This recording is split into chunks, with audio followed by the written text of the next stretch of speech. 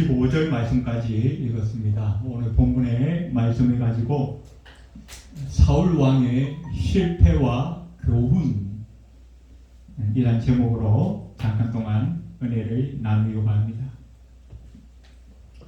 우리가 지난 시간에 살펴본 것처럼 이스라엘 동편에 암몬 족속이 이스라엘의 길라 지역을 침범했다가 사울이 모집한 이스라엘 군대에 의해서 크게 참패하고 물러가게 됩니다. 그래서 그 전쟁으로 말미암아 사울은 모든 백성들에게 이제 인정을 받고 칭찬받으면서 왕위에 등극하게 됩니다. 자, 그런데 이번에는 사울이 왕이 되기 훨씬 이전부터 사사시대 때부터 지중해를 거점으로 그 지중해 주변에 크게 세력을 확장했던 민족이 바로 이 블레셋 민족입니다. 우리가 사무엘 4장에서도 이 블레셋과 이스라엘의 전쟁 기사를 우리가 살펴본 적이 있죠. 자, 그래서 이미 사울이 왕이 되기 전부터 이 블레셋은 크게 확장을 하였고 자주 이스라엘을 침범해 왔기 때문에 이 사울이 왕이 된 이후에 무엇보다 중요한 책무가 왕으로서 행해야 할 책무 중에 하나가 이 블레셋을 물리치는 것이었습니다. 그런데 오늘 본문에 보면 사울이 왕위에 오른 지 2년째 되던 해 두 번째 해 블레셋과 전쟁을 하게 됩니다. 그때 이 이스라엘이 소집된 군사가 3,000명 정도밖에 되지 않았다라고 말씀하고 있습니다. 그런데 이 블레셋 군대는 병거가 3만이요 마병은 6천이고 백성들은 바다에 모래알같이 많았다. 엄청나게 많은 숫자들이 모여서 전쟁을 치르게 된 것입니다. 그래서 어떻게 해요? 수적으로 너무나 우세하고 또 이 블레셋은 그 당시 철기 문화로 중무장한 아주 강력한 군대였죠. 그래서 이스라엘 백성들이 겁을 먹었어요. 그래서 동굴에 숨기도 하고 수풀에 숨기도 하고 바위 밑에 숨기도 하고 심지어는 그 요단강을 건너서 그 길라 지역으로 전쟁에서 아주 먼 곳으로 도망을 가기까지 합니다. 그러니까 어떻게 이 왕의 입장에서는 참 마음이 참담하지 않을 수가 없는 거예요. 또 이제 어떻게 해요? 전쟁을 앞두고 이스라엘은 하나님을 섬기는 백성들이니까 여호와께 제사를 드리고 출정해야겠는데 이 제사를 주관하는 제사장 사무엘이 시간이 되어도 오지 않는 거예요. 백성들은 슬슬 도망가기 시작하고 전쟁을 시작해야 되고 사울이 마음이 조급해져서 이 제사장이 드려야 할 제사를 자기가 직접 집전해버리고 말아요. 그래서 번제를 드리고 마치자마자 사무엘이 마침 그 자리에 도착을 하게 된 것입니다. 오늘 11절에 보니까 사무엘이 이르되 왕이 행하신 것이 무엇이냐 하니 사울이 이르되 백성은 내게서 흩어지고 당신은 정한 날 안에 오지 아니하고 블레셋 사람은 믹마스에 모였음을 내가 보았으므로 이에 내가 이르기를 블레셋 사람들이 나를 치러 길갈로 내려오겠거늘 내가 여호와께 은혜를 간구하지 못하였다 하고 부득이하여 번제를 드렸나이다. 제사장이 미쳐오지 않았다고 해서 왕이 선뜻 그 제사를 드려버렸다는 거죠. 사무엘이 들으니까 너무나 황당한 거예요. 그래서 이 사무엘이 왕에게 야 왕이 망령되이 행하였도다. 그러면서 하나님께서 더 이상 당신을 이 왕위에 오래 두지 않을 것이다. 다른 사람을 세워서 당신의 그 왕위를 대신해 갈 것이다. 하나님의 심판을 선포하고 이 사무엘은 기브아로 돌아가 버리고 말았습니다. 오늘 우리는 이 본문을 통해서 이 사울 왕이 저지른 큰 실수, 이 실수를 우리가 좀 살펴보면서 몇 가지로 교훈을 얻고자 합니다. 자, 오늘 이 본문에서 우리가 먼저 보게 되는 것은 사울이 왜 이런 실수를 저지르는가? 첫 번째로 사울은 이 제사라고 하는 것을 자신의 소욕을 채우는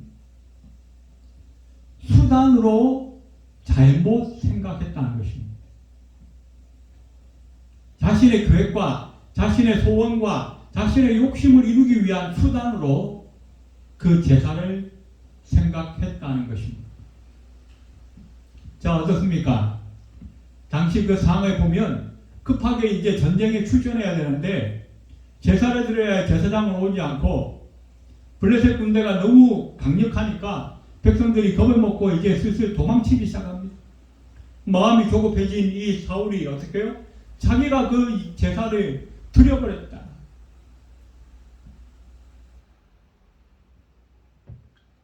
왜 이렇게 되었을까요? 그 제사를 하나님께 영광 돌리는 그 목적으로 생각한 것이 아니라 자기의 일을 이루기 위한 수단으로 생각했다는 것입니다.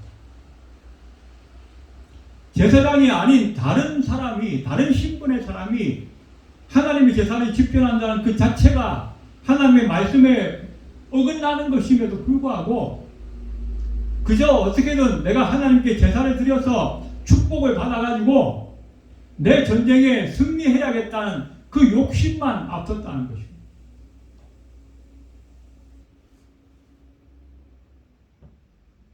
그래서 그 자신의 욕심 때문에 제사의 참된 의미를 미처 생각하지 못하고 위급한 가운데서 그 위급함을 해결하기 위한 그냥 방패막이 정도로만 제사를 생각했다는 것입니다. 단순한 욕식행위로 전쟁에 참석하기 위한, 전쟁에 출정하기 위한, 전쟁에 승리하기 위한 욕식행위 정도로만 이 제사를 생각했다는 것입니다. 우리가 지난 시간에도 우리가 살펴봤지만 사무엘 4장에서 그 블레셋과의 전쟁이 있었습니다. 그때 어떻게 했어요? 이스라엘 백성들이 하나님의 법궤를 가지고 나갑니다. 그런데 어떻게 해요? 이제 법궤를 가지고 나가면 반드시 이길 줄 알았는데 전쟁은 더 크게 패하고 이 법궤를 빼앗기게 됩니다. 왜 그랬습니까? 그 법궤가 신통력이 사라졌기 때문인가요? 하나님의 능력이 없어서 빼앗긴 건가요? 아니죠. 이스라엘 백성들이 하나님과의 관계를 바르게 하려고 하지 않고 그저 형식적으로 그 법궤만 갖다 놓으면 무조건 하나님의 신통력이 임할 것이다. 하나님의 능력이 임하여 우리는 무조건 승리할 것이다. 착각을 했기 때문입니다. 예배만 드리면 우리가 형통합니까? 기도만 열심히 잘하면 모든 일이 척척척 다 이루어질까요? 아니라는 것입니다.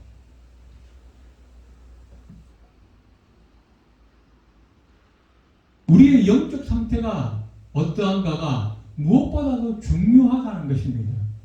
우리가 어떻게 예배를 드리느냐, 우리가 얼마나 오랫동안 기도하느냐, 얼마나 충성하고 얼마나 헌금 많이 하고 얼마나 봉사를 많이 하느냐가 중요한 것이 아니라 내 심령이 지금 하나님 앞에서 어떤 상태로 있는가, 그것이 모든 신앙 행위의 첫 출발이 되어야 한다는 것입니다. 예배드리는 게 나쁘다는 게 아닙니다.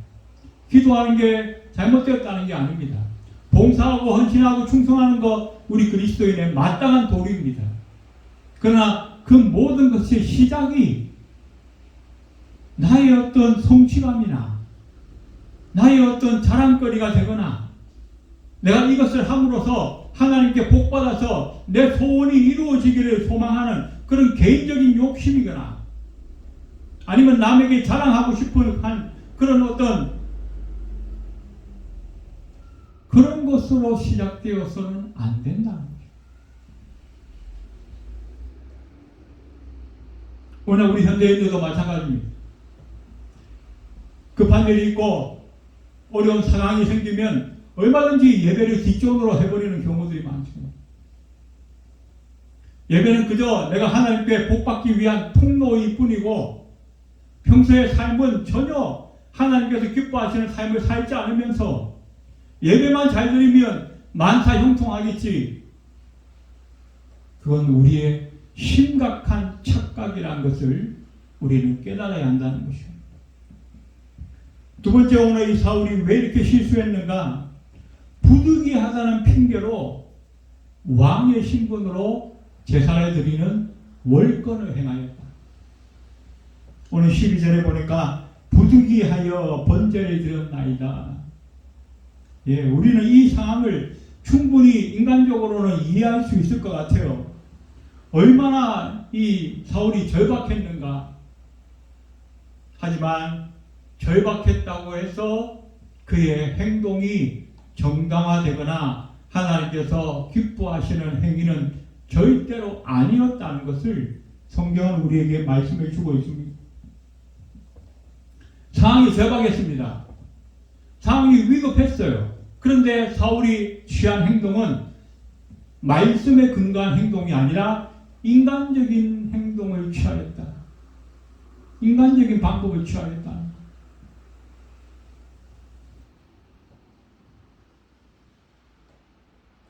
출애굽기 29장에 보시면 이런 말씀이 있습니다. 9절에 아론과 그 아들들에게 띠를 띄우며 관에 씌워서 제사장의 직분을 그들에게 맡겨 영원한 규례가 되게 하라.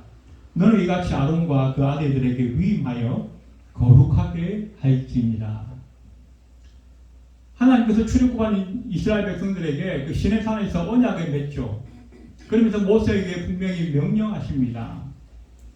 제사장 직분이 따로 있다. 레위 지파들을 세워서 이들은 다른 기업을 주지 않고 오직 제사에만 전념하도록 했어요.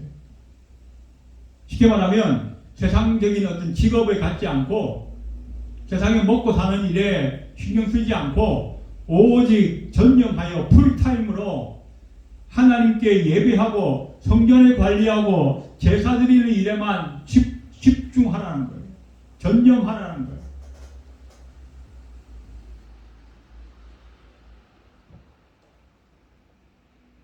그런데 어떻게 해요?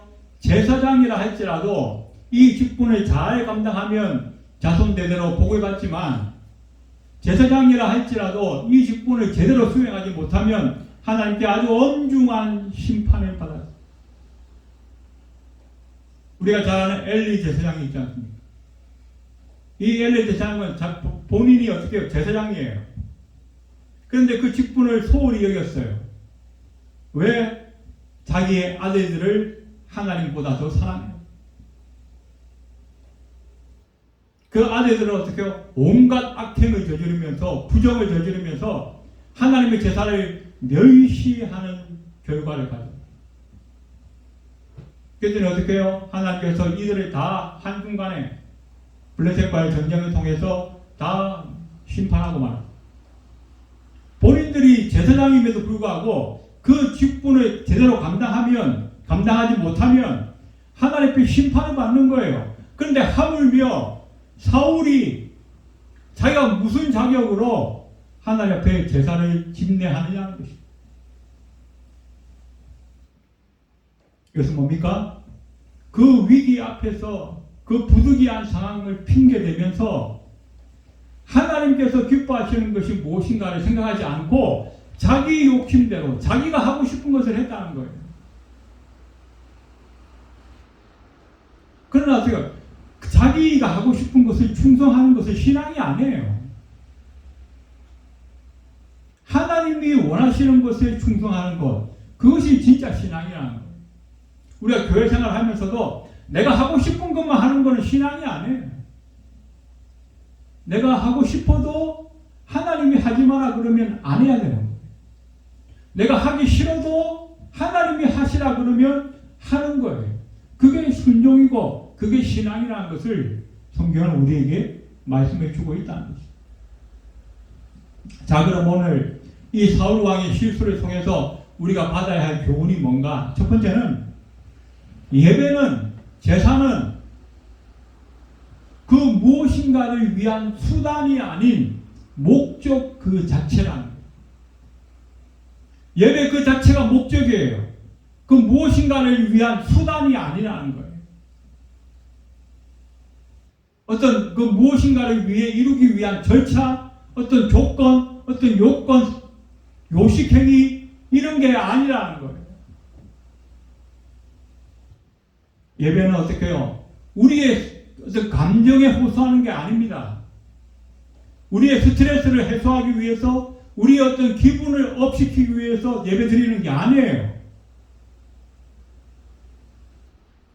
물론 예배를 드리면 우리의 영이 하나님의 만난 그 기쁨을 누리고, 영이 잘 되면 육체의 질병이 낫기도 하고, 우리의 어떤 사업이나 우리의 하는 일이 잘 되어지는 그런 축복을 얻기도 합니다. 그러나 그것은 예배를 드림으로 인하여 생겨지는 부수 효과예요. 부수 효과. 하나님의 은혜예요. 그걸 위해서, 그것의 목적으로 예배를 드리는 것이 아니라는 거예요.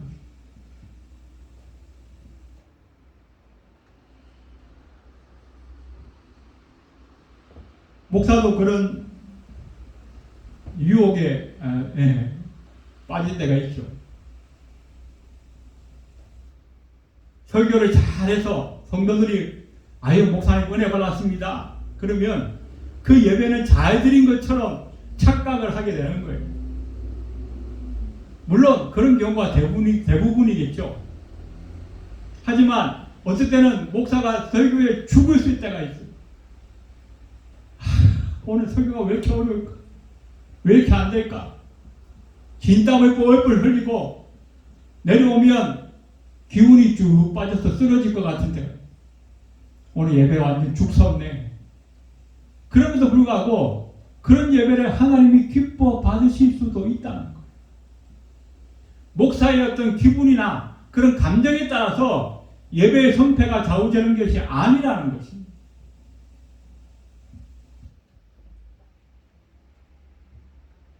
많은 성도들이 그렇게 생각합니다. 예배를 왜 드리는가? 많은 그리스도인들이 착각을 해요. 내가 예배 드리면 하나님께 축복을 받아서 우리 자식들이 잘 되고 우리 사업에 성공하고 세상에서 출세하고 부자가 되고 건강해지고, 아닙니다.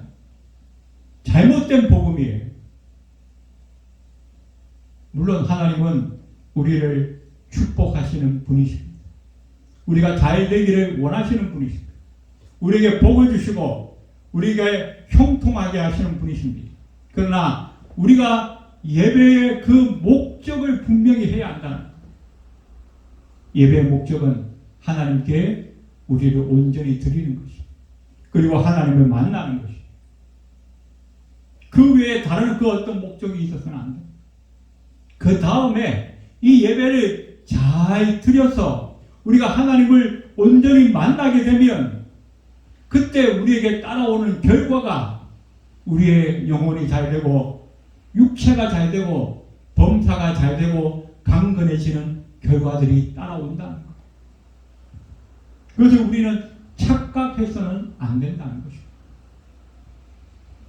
오늘 본문에서 우리가 받는 두 번째 교훈은 위기와 환난 가운데서도 하나님은 우리의 믿음과 순종을 요구하신다는 거예요. 오늘 이 사울의 상황은 얼마든지 이 어려운 상황인 것을 우리가 이해할 수 있습니다. 부득이합니다. 얼마나 이 사울의 마음이 초조했겠습니까? 위급했겠습니까? 하지만 그래도 어떻게 해요? 사울이 선택해야 할 선택지는 하나님의 말씀과 하나님의 뜻을 따라가야 한다는 것입니다.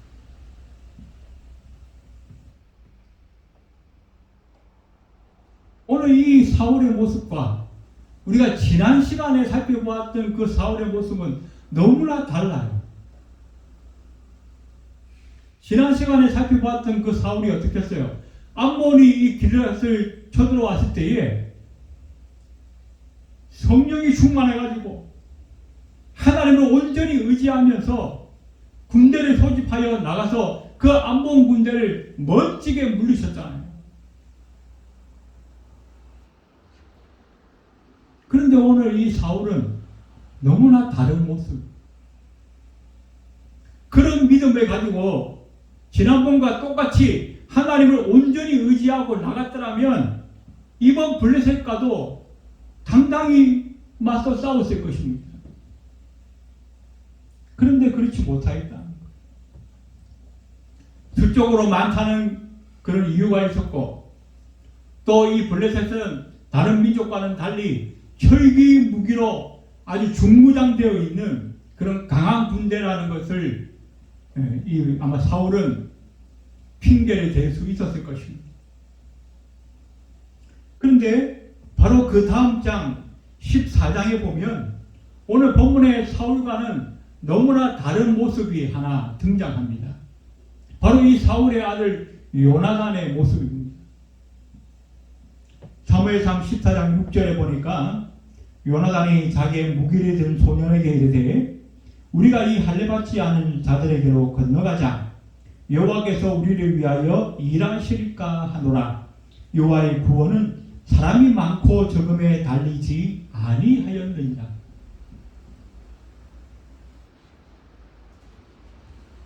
수적으로 우세하고 아주 철기무기로 중무장된 이 블레셋 군대의 그 중요 적진에 이 요나단과 자기의 그 병기든 한 소년, 한 사람, 병사 한 사람, 딸랑 둘이서 그 적진에 침투합니다.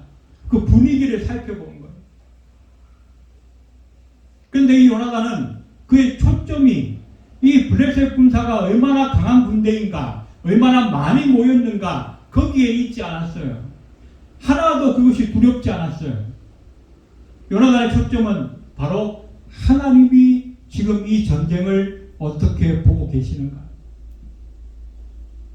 그래서 하나님께 징표를 구했습니다. 그들에게 살짝 자기를 보여주고 그들이 올라오라 하면 하나님께서 이 블레셋 군대를 우리에게 붙이신 것이고, 그들이 내려오겠다 하면 이 전쟁에 우리가 조금 위험하겠구나. 그런데 그들이 하는 얘기가 우리 보고 올라오라는 거예요. 그래서 어떻게 하나님이 이들을 우리에게 붙이셨구나. 그래서 두 사람이 올라가가지고 이 블레셋 군대 한 20명을 단숨에 그냥 쳐부십니다. 그랬더니 그들이 갑자기 마음에 동요를 일으키면서 놀래가지고 막 도망가기 시작하는 거예요. 그때 숨어있던 이 이스라엘 군사들이 뒤를 따라가서 이 블레셋 군대를 아주 상당한 그 부분들을 무찌르게 되는 거예요.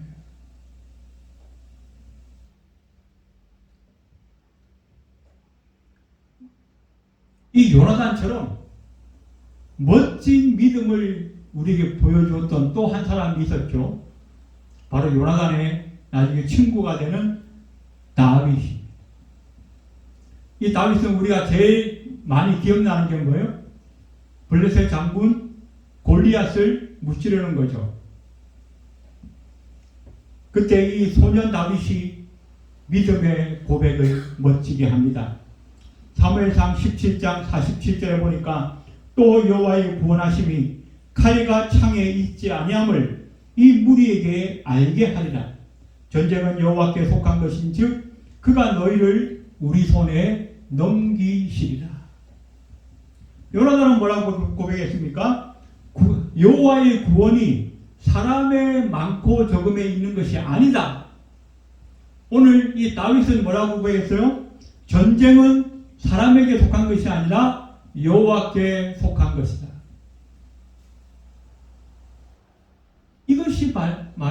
이것이야말로 진정한 하나님의 백성들의 믿음의 고백이 아니겠습니까? 사울도 이런 믿음을 좀 가졌더라면 얼마든지 물리칠 수 있지 않았겠습니까? 하나님 보십니다. 우리가 위급한 상황에 있다 할지라도, 우리가 부득이한 상황 가운데 있다 할지라도 네가 과연 어느 만큼 하나님의 말씀을 기억하며 그 말씀에 순종하려느냐, 그것을 보신다는 것입니다. 세 번째로 오늘 본문에서 우리가 얻게 되는 교훈은, 이 사울은 결국 어떻게 해요? 회개하지 않음으로 축복으로 시작해서 심판으로 끝났다. 회개하지 않음. 사무엘이 이 사울에게 와서 책망했을 때, 그때가 마지막 기회였습니다. 그때 이 사울이 깨닫고, 내가 하나님께 범죄하였구나, 하나님께 잘못했구나, 하나님 용서해 주십시오, 내가 하나님 앞에 회개하겠습니다, 한 번 더 내게 기회를 주십시오. 그랬더라면 상황은 달라졌을 거예요. 왜 이렇게 장담할 수 있냐고요? 하나님은 심판을 선포하시지만 회개하는 자에게는요, 얼마든지 용서하시는 분, 그 심판을 밀어주시는 분이에요. 우리가 잘 아는 이 이스라엘 역대 왕들 중에서 제일 악한 왕 아합 왕이 있지 않습니까? 그 아합 왕을 향하여 하나님이 이렇게 말씀하십니다. 열왕기상 21장 29절에 보니까요, 아합이 내 앞에서 겸비함을 네가 보느냐? 그가 내 앞에서 겸비함으로 내가 재앙을 저의 시대에는 내리지 아니하고 그 아들의 시대에야 그의 집에 재앙을 내리리라. 이 말씀이 무슨 말씀이냐면, 아합 왕이 자기 지경에 그 이스라엘 포도원을 가지고 있는 나봇이라고 하는 사람이 있어요. 그런데 이 이스라엘 포도원은 얼마나 땅이 기름지고 풍성하죠. 그 포도 열매가 엄청나게 열려요. 그런데 이 아합 왕이 그 포도원을 욕심을 해요. 그래서 몇 번 팔라 했는데, 이 나봇이 어떻게 해요? 우리는 조상대대로 얻은 우리의 지분이기 때문에, 우리 지파의 땅이기 때문에 내가 절대로 팔 수 없습니다. 그랬더니 이세벨이 어떻게 해요? 그 여왕 이세벨이 계략을 꾸며가지고 거짓 증인을 세워서 이 나봇을 쳐 죽이고 그 포도원을 강제로 빼앗아. 이 모습을 보신 하나님께서 엘리야를 보냅니다. 네가 하나님 앞에 심판을 받으리라.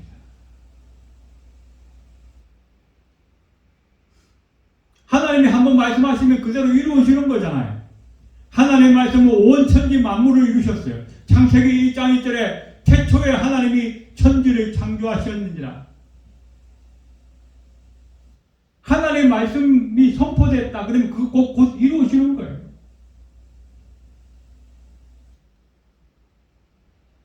그런데요, 놀라운 것은 아합 왕이 이 하나님의 말씀을 듣고 옷을 찢고 베옷을 입고 금식하면서 하나님 앞에 회개를 합니다. 그랬더니 어떻게 해요? 하나님께서 다시 엘리야를 보내가지고 네가 회개하며 겸비하는 것을 하나님께서 보셨다. 그래서 너에게 임하는 이 심판, 이 재앙이 너의 당대에서는 이루어지지 않고 보류될 것이다. 그의 아들이 되어 가서 이루어질 것이다. 자, 그러면 어떻게 해요? 그의 아들이 또 회개하면 어떻게 해요?